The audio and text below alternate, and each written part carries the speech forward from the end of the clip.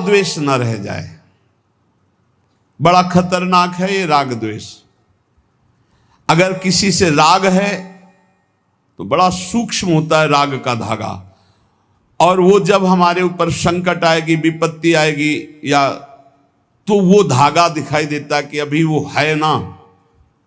द्रौपदी जी को पहले श्री कृष्ण याद नहीं आए, 5 महारथी पति है अतिरथी, वो याद आए, फिर भीष्मादि याद आए, फिर अपनी भुजाओं का बल, फिर दांतों का बल, और जब निर्बल तब महाबल।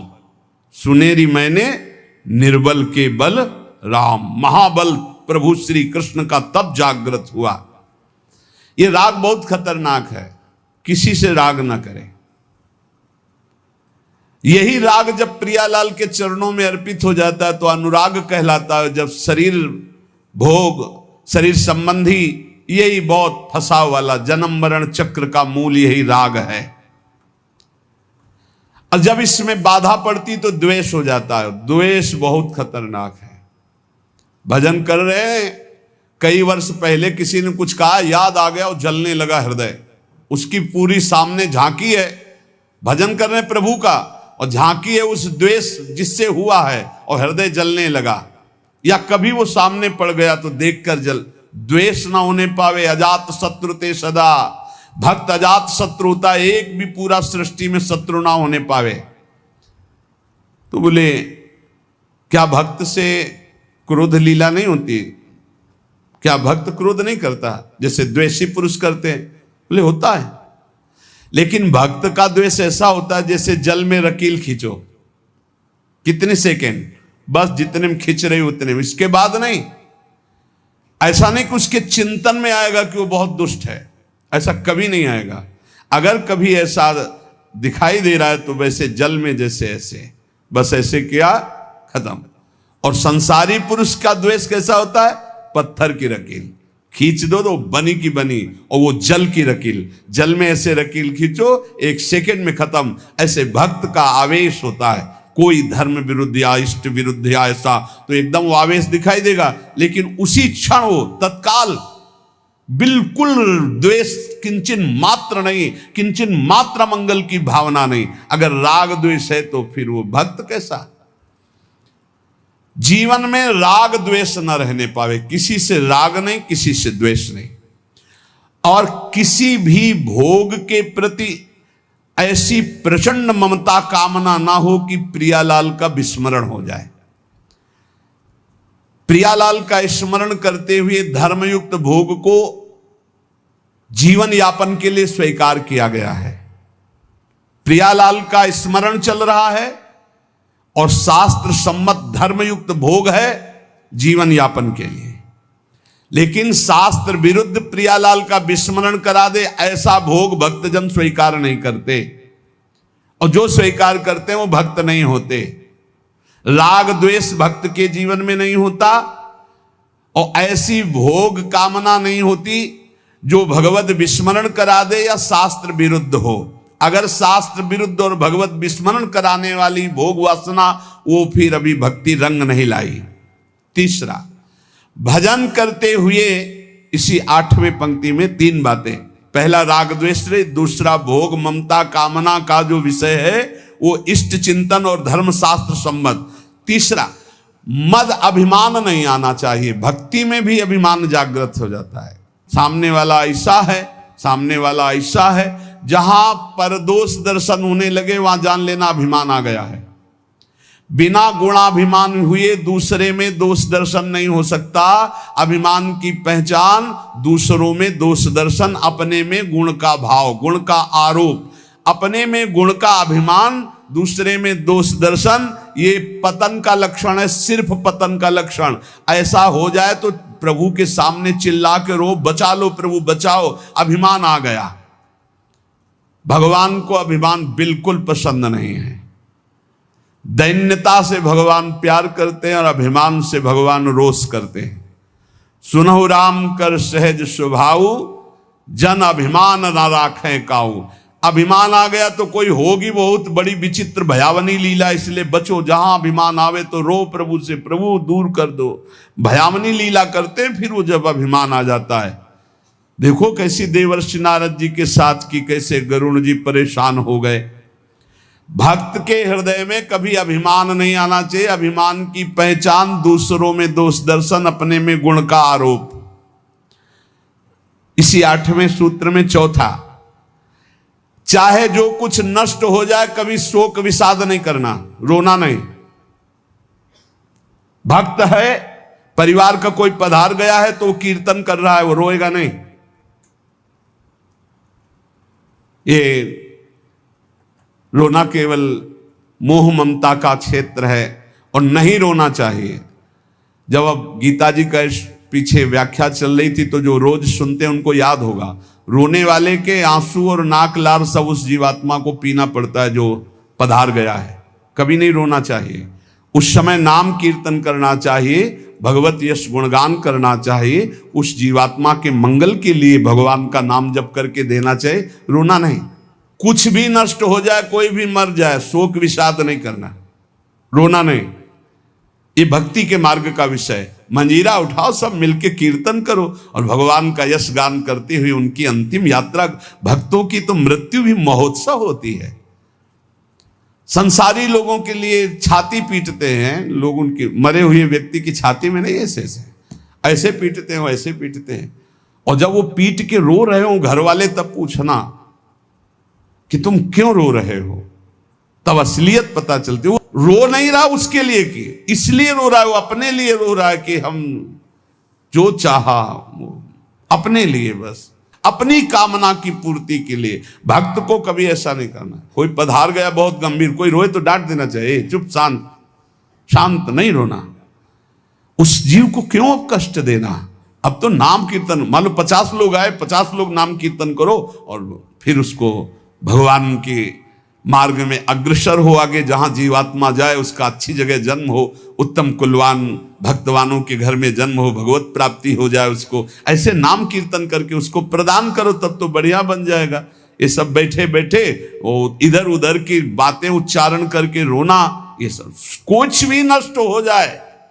भक्त के आंसू सिर्फ भगवान के लिए गिरते, ध्यान रखना। भक्त की आंसू रूपी धरोहर सिर्फ भगवान के लिए काट दिया जाए तो भी आंसू नहीं गिरेंगे। भगवान के लिए ही आंसू गिरने चाहिए। शोक विषाद नहीं होना चाहिए। कुछ भी नष्ट हो जाए, क्यों नहीं होना चाहिए। हमारी तो सब जीवन था, ये नष्ट हो गया। जिसने एक क्षण में अनंत ब्रह्मांडों का सृजन कर दिया वो मेरा स्वामी है। वो चाहेगा तो हर व्यवस्था हो जाएगी, हर व्यवस्था।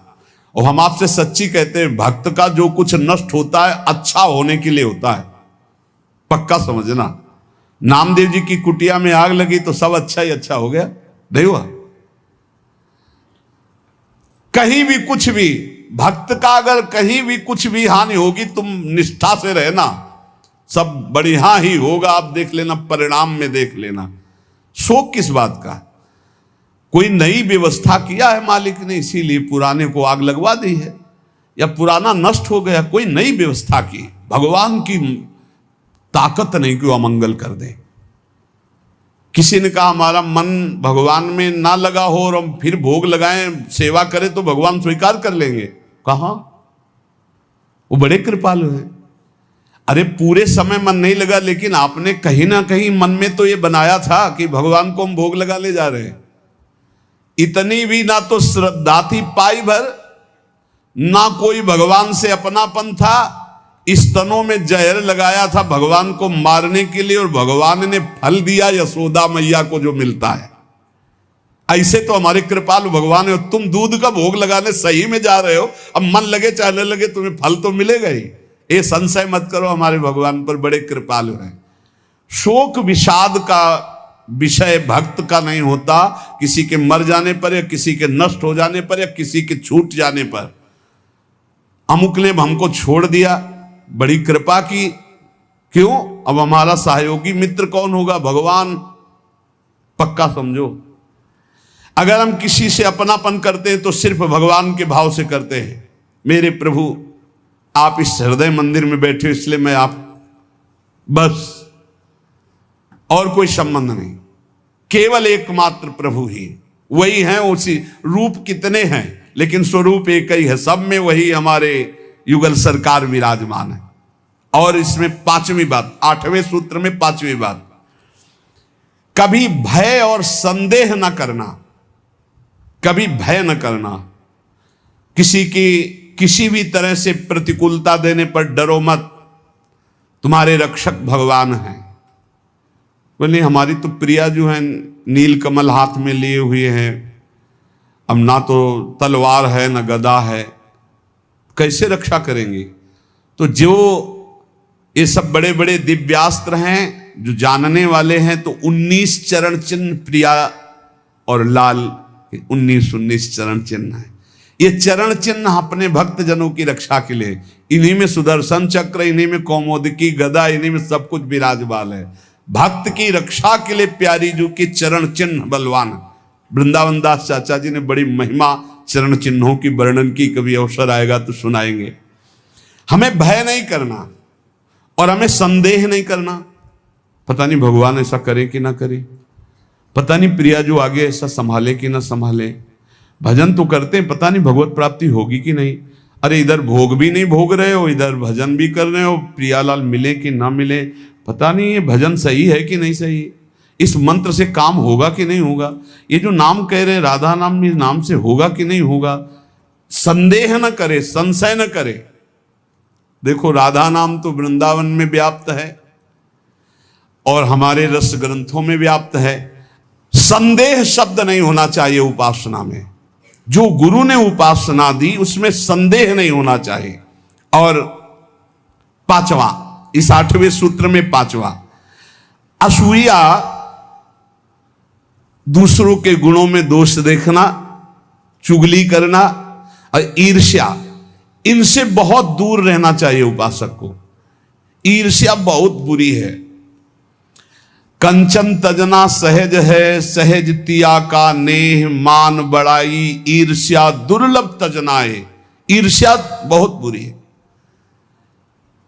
मतलब ये जलाती रहती है हृदय में, ये बहुत बड़ी आग है। एक जिससे ईर्ष्या उसको प्रणाम करो उससे नष्ट हो जाएगी। इसके नष्ट करने का उपाय एक ही है, जिससे ईर्ष्या उसको बार बार प्रणाम करो, बार बार।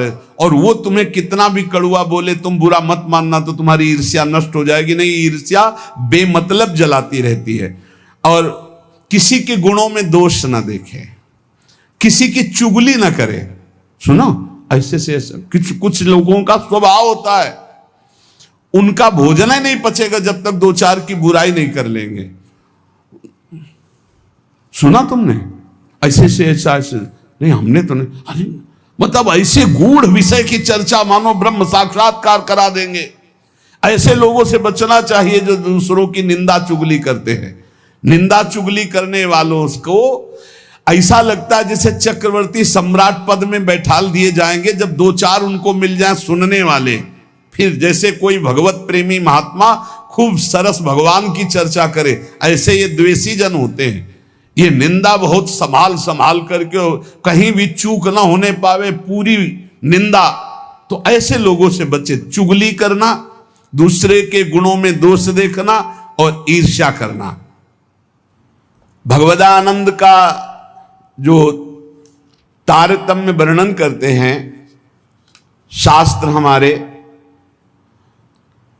पहली बात तो ये कहते हैं कि कोई भी कुछ भी करता है तो अपने सुख के लिए करता है।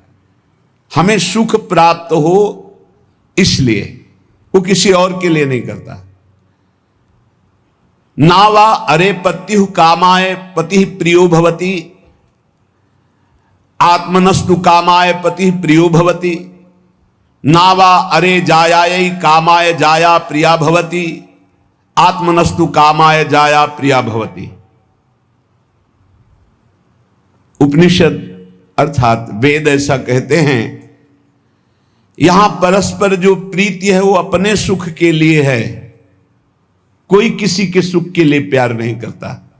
जैसे नावा अरे पत्यु कामाय पति प्रियो भवति, अगर पत्नी पति से प्रीति करती है तो अपने सुख के प्रयोजन से करती है, पति के सुख का लक्ष्य नहीं होता। नावा अरे पत्यु कामाय पति प्रियो भवति, वो पति को प्यार करती है तो अपने सुख के लिए करती है। ऐसे ही आत्मनस्तु कामाय पति प्रियो भवति, यदि पति पत्नी से प्यार करता है तो अपने सुख के लिए करता है। जहां अपने सुख में बाधा हुई वहां कोई प्यार दिखाई नहीं देगा। अपने सुख के लिए ही सब जीव प्यार करते हैं, सब क्रियाएं करते हैं, सब विचर रहे हैं केवल अपने सुख के लिए। नावा अरे जायाई कामाय जाया प्रिया भवति, आत्मनस्तु कामाय जाया प्रिया भवति। इसी तरह से जो पुत्र वित्त जो भी सुख है वो अपने सुख के लिए है। हमें सुख मिलता है इसलिए हमें पुत्र प्रिय है, पुत्री प्रिय है, धन प्रिय है, मकान प्रिय है, हमें सुख मिलता है। जिस दिन हमें सुख मिलना बंद हो गया हमारा प्यार कहीं नहीं रह जाएगा। अब ये सुख का तारतम्य देखना है कि वास्तविक क्या इनमें सुख है। देखो यहां कह रहे हैं नावा अरे पत्यु कामाय पति प्रियो भवति, पति प्रिय नहीं है, पति से कामना की पूर्ति होती इसलिए प्रिय है। ऐसे कितने उदाहरण हैं, पुत्र के लिए, पत्नी के लिए, माता पिता के लिए, अलग अलग संबंधों में। हमारा शास्त्र कहता है हम केवल सुख से प्यार करते हैं, सुख से, अपने सुख से। अगर हमको दुख का संबंध दिखाई देने लगे तो सब संबंध छोड़ दें। और सुख है नहीं, केवल सुख की छाया में फंसा करके ये माया हमें बांधे हुए है। जिसे तुम सुख समझते हो ये सुख नहीं, सुख की छाया है, समझ पड़ती नहीं, ये गिरधर की माया है। जैसे किसी व्यक्ति की छाया को पकड़ने चलो कभी पकड़ में नहीं आएगा क्योंकि वो व्यक्ति की छाया है। तो ये सुख की छाया सी दिखाई देती मृत्यु लोक में या ब्रह्मा के द्वारा रचे हुए अन्य लोकों में। सुख तो सुख सिंधु भगवान के नाम रूप लीला धाम में है। इस सुख का तारतम्य वर्णन करते हुए कहते हैं कि सबसे बड़ा सुख जो आनंद सिंधु सुख राशि, सीकर तय त्रैलोक सुपासी। सीकर कहते हैं एक बूंद जैसे ऐसे मारो उसमें जो छोटे कण निकलते हैं उसे सीकर कहते हैं। आनंद समुद्र भगवान के एक बिंदु के, एक सीकर के सुख से पूरा त्रिभुवन सुपास, पूरा त्रिभुवन सुखी हो रहा है।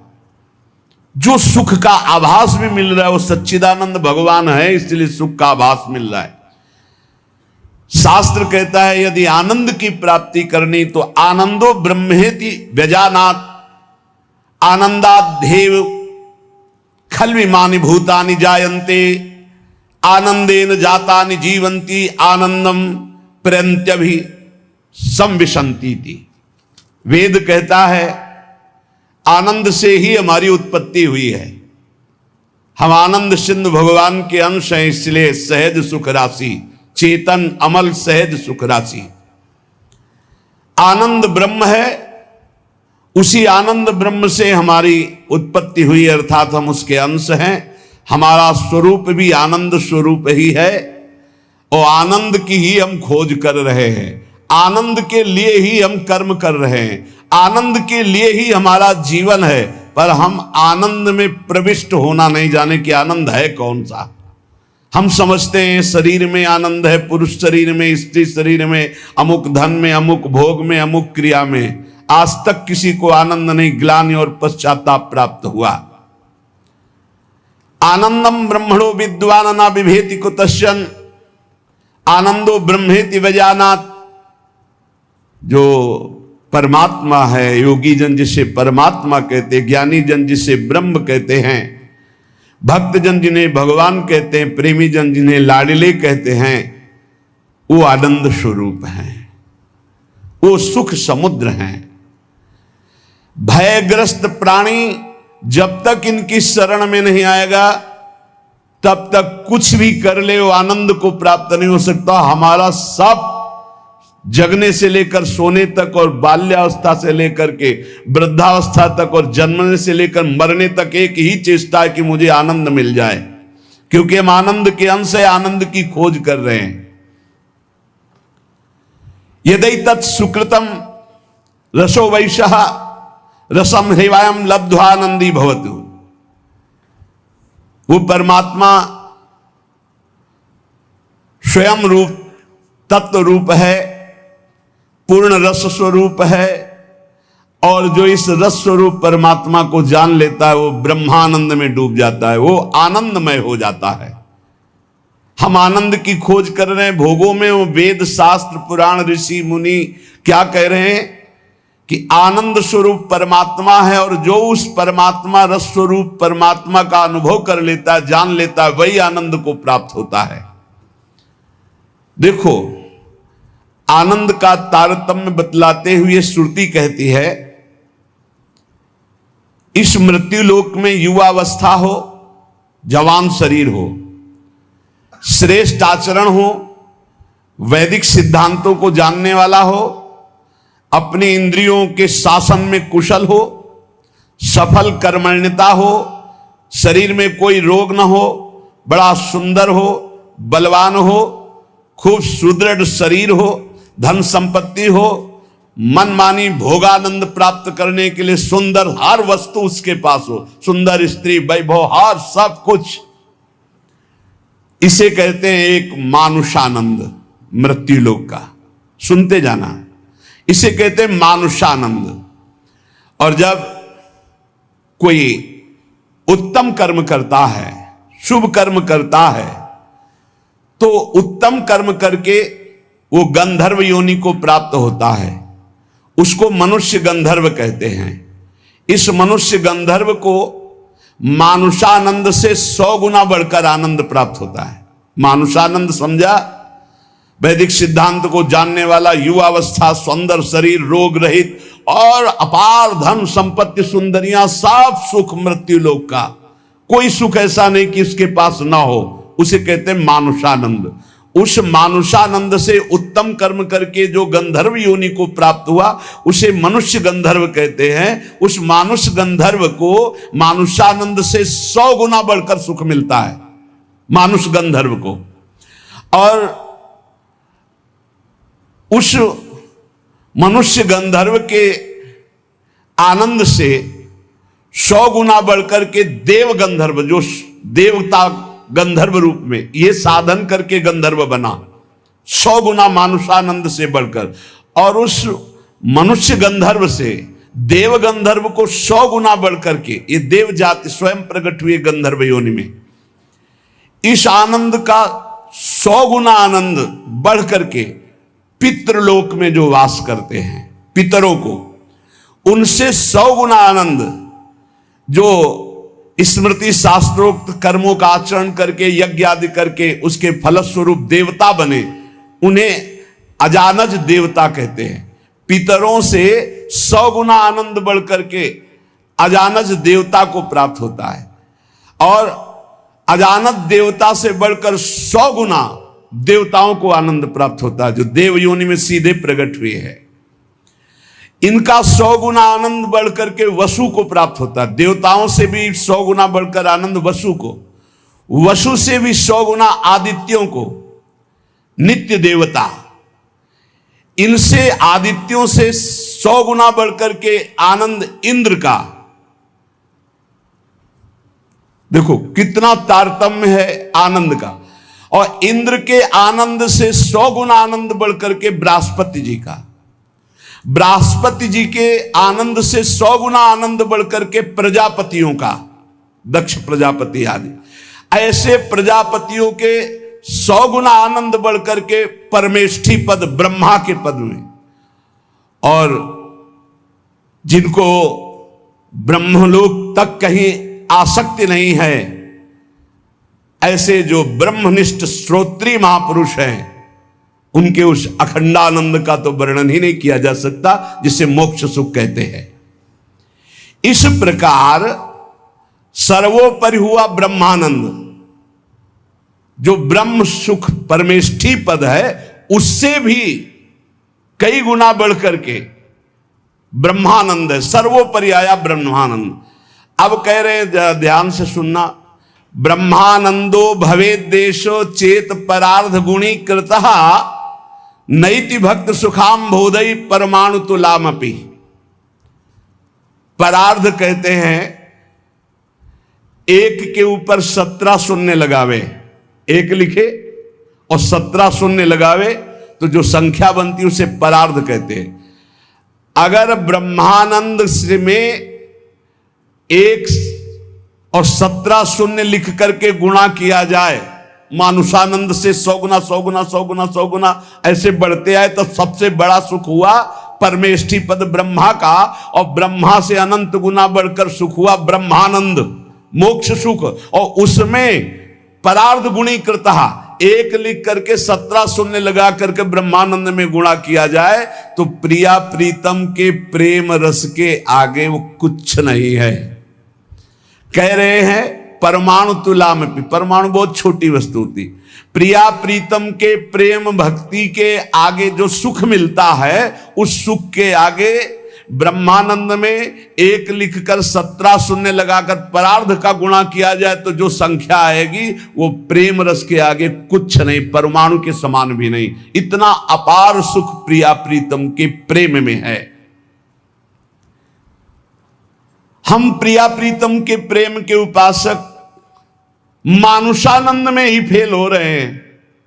गंधर्वानंद, अजानज देवता, फिर देवता वसु आदित्य, फिर देवराज इंद्र, बृहस्पति, प्रजापति, ब्रह्मा का सुख, और फिर ब्रह्मानंद, और फिर ब्रह्मानंद से भी परार्ध गुणीकृत ये प्रिया प्रीतम का प्रेम वो परमाणु तुल्य भी नहीं है। ऐसे प्रिया प्रीतम के भजन के लिए, प्रेम के लिए हम मानुष सुख में अपना भजन छोड़ देते हैं। हमारी क्या स्थिति है? इसलिए उपासक को चाहिए कि अखिल विकार शून्या नित्यानंदमयी, भोग त्याग समर्पितात्मा, अचिंत्यानंद दिव्य परमानंद स्वरूपा प्रीति पराकाष्ठा, स्वसुखानुसंधान कल्पना लेस शून्या, श्याम विदुवदन चकोरी, श्री कृष्ण मनोमनस्विनी, श्री कृष्ण प्राण प्राणा, ऋषि मुनि मना कर्षक चित्ताकर्षणी, श्री कृष्ण हृदया, श्री कृष्ण जीवना, श्री कृष्ण स्मृति रूपा, श्री कृष्ण सुखैक मना, श्री कृष्णानंद प्रवर्धनी, श्री कृष्ण प्राणाधिदेवी, श्री कृष्णा आराध्या, श्री कृष्णा आराधिका, नित्य कृष्णानुकूल्यमयी, श्री कृष्ण प्रेम तरंगिणी, श्री कृष्ण अर्पित मनोबुद्धि, श्री कृष्ण सेवामयी, श्री कृष्णास्या, श्री कृष्णाश्रिता, श्री कृष्ण कीर्ति ध्वजा, श्री कृष्णात्म स्वरूपा श्री लाडली जी की उपासना में अपना अस्तित्व मिटाना होता है। जिसे ब्रह्मानंद की भी चाह का त्याग हो जाता है वो प्रिया प्रेम को प्राप्त होता है। इसलिए उपासक को चाहिए कि पहले अपना लक्ष्य दृढ़ करे। जीवन का चरम और परम लक्ष्य एकमात्र भगवत प्रेम, भगवान की प्राप्ति। ध्यान दीजिए, प्रियालाल की उपासना में सबसे पहले उपासक को दृढ़ निश्चय करना है, आशा बंधा, दृढ़ आशा, इसी जन्म में मुझे प्रियालाल का प्रेम प्राप्त होगा, इसी जन्म में हम प्रियालाल को प्राप्त होंगे, पक्का। बुद्धि केवल प्रियालाल के विषय में ही विचार करे। जीवन भर हमारा एक ही कार्य है साधना का, मय्येव मन आधत्स्व मयि बुद्धि निवेश है। प्रियालाल में मन लगाना है, प्रियालाल में बुद्धि लगानी। बुद्धि का काम है निश्चय करना, मन का काम है संकल्प विकल्प करना। अब निश्चय तो हमारा दृढ़ हो गया कि प्रियालाल ही हमारे हैं, निश्चय हो गया कि सुख है प्रियालाल में, बस ये झूठे संसार में नहीं। अब संकल्प विकल्प करने वाले मन को रूप के प्रियालाल के नाम में, रूप में, लीला में, धाम में लगाना है। श्री भगवत ऋषि जी महाराज कह रहे हैं,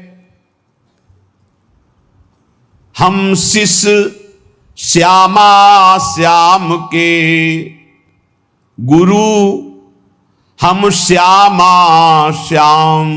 बड़ी ऊंची स्थिति की बात कह रहे हैं।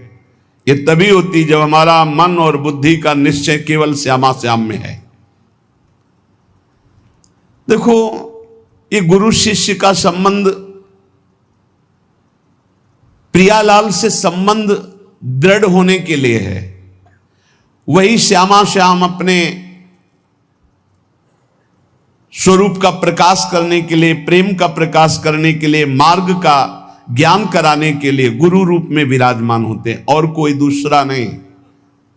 गुरु गोविंद न भेद कराए। लेकिन यह बाहरी व्यवहार का क्षेत्र नहीं गुरु शिष्य का, ये शुद्ध परमार्थ का संबंध है। इसमें लौकिकता की गंध भी नहीं है। इसीलिए कह रहे हैं, हम शिष्य श्यामा श्याम के, गुरु हम श्यामा श्याम। ओत प्रोत अर्पण कियो, निज मन तन धन धाम। निज मन तन धन धाम, निरंतर अंतर नाही। निस दिन दुख सुख संग, असुचि सुचि घर बन माही। नस्वर नेह निमित्त देह, नाते सो उपशम। भगवत हमारे प्राण सदा, भगवत के हैं हम। भगवत ऋषि जी कह रहे, हम किसी और के न शिष्य हैं और न किसी के गुरु हैं। हम देहाभिमानी गुरु चेला नहीं है। चेला काहू के नहीं, गुरु काहू के ना है। सखी लड़ैती लाल की, रहत महल के माहे। रहे महल के माए, टहल सब करे निरंतर। दंपति अत्य कुलाए, पलक कहूं पर जो अंतर। भगवत भगवत कहां करे नहीं, हम बिनु केला। ताते हम परिहरे, देह मानी गुरु चेला। ये देह मानी संबंध नहीं है। आध्यात्मिक संबंध का आधार है गुरु भाव। ये देह भाव वाला संबंध नहीं कि जैसे भाई बहन और रिश्ते नाते ऐसे गुरु भी बना लिए। ये सिर्फ अध्यात्म का संबंध है। प्रायः देह भाव में ही स्थित होकर के देह भाव को ही गुरु मान लिया जाता है। नहीं, ये देह भाव का नाश करने के लिए संबंध है गुरु शिष्य का। देह भाव को पुष्ट करने के लिए नहीं, नष्ट करने के लिए है। अपने देह की उपेक्षा करके गुरु को सच्चिदानंद के स्वरूप में स्वीकार करना परमार्थ का स्वरूप है। गुरुर ब्रह्मा गुरुर विष्णु गुरुदेव महेश्वरा, गुरु साक्षात परब्रह्म तस्मै श्री गुरुवे नमः। तो गुरु का देह मंदिर है, उसके अंदर बैठा हुआ जो परमात्म तत्व वही गुरुदेव है। वही परमात्म तत्व कौन है? श्यामा श्याम। लौकिक मान्यता में मारे घूम रहे हैं।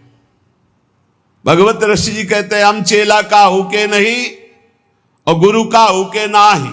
देहाभिमानी ना हम गुरु हैं और ना देहाभिमानी हम चेला स्वीकार करते हैं। हम सखी लड़ैती लाल के, रहत महल के माही। रह महल के माए, टहल सब करे निरंतर। रात दिन अपनी प्यारे जू की सेवा में रहते। अगर पलक भर की ओट हो जाए तो कहां है भगवत रसिक, कहां है भगवत रसिक। भगवत भगवत अकुलाकर पुकारने लगते हैं। भगवत भगवत कहां करें नहीं, हम बिनु केला। हमारे बिना वो केल ही नहीं करते।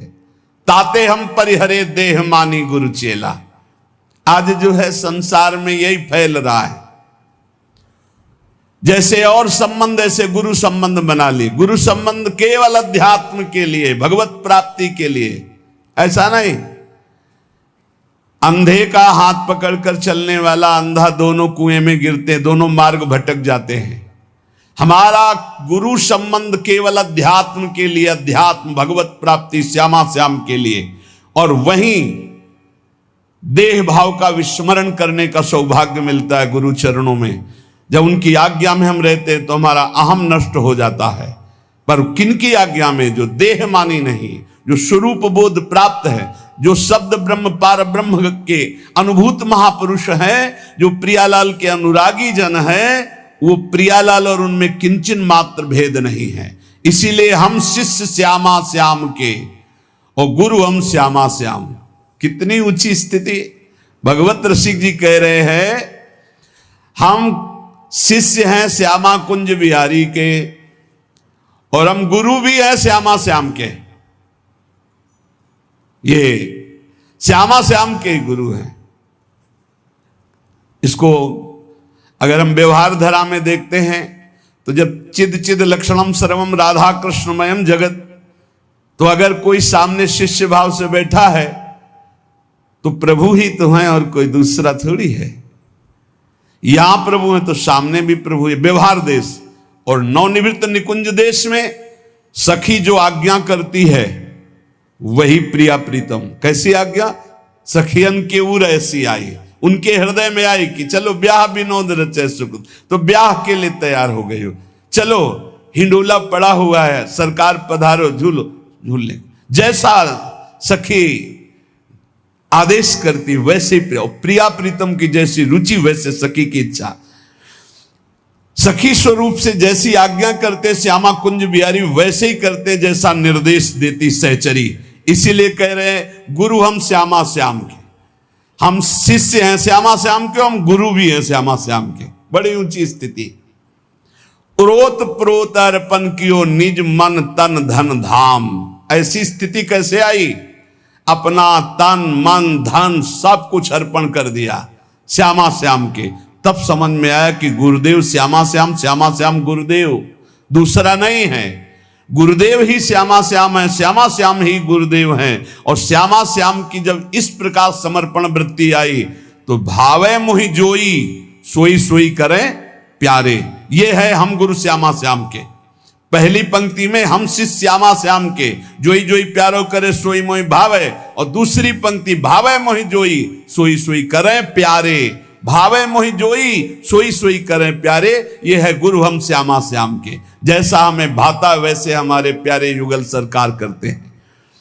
अपने तन मन धन धाम सबका विस्मरण करके एकमात्र श्यामा कुंज विहारी में तन्मय हो जाना, यही गुरु शिष्य के संबंध का स्वरूप है। कोई भेद नहीं रहा, अभेद हो गए। यहां श्यामा श्याम, सामने श्यामा श्याम, आंख मूंदो तो श्यामा श्याम, आंख खोलो तो श्यामा श्याम। ऐसा प्रेम स्वरूप जब जागृत होता है तो कह रहे निष्दिन दुख सुख संग असुचि सुचि घर बन माही। अब शरीर दुख में है या सुख में, शरीर अपवित्र है या पवित्र है, शरीर घर में है या वन में, कोई फर्क नहीं पड़ता। अपवित्र है या पवित्र, कोई फर्क नहीं पड़ता। ये सब प्रारंभिक बातें हैं। पवित्रता पवित्रता, शरीर शौच में बैठा हुआ, मन लीला में डूबा हुआ है, सामने प्रिया प्रीतम विराजमान है। अब वहां पवित्रता पवित्रता का क्या, कैसे जालोगे इन बातों को? कह रहे निष्दिन दुख सुख संग असुचि सुचि घर बन माही। अब नश्वर नेह निमित्त देह नाते सो उपसम।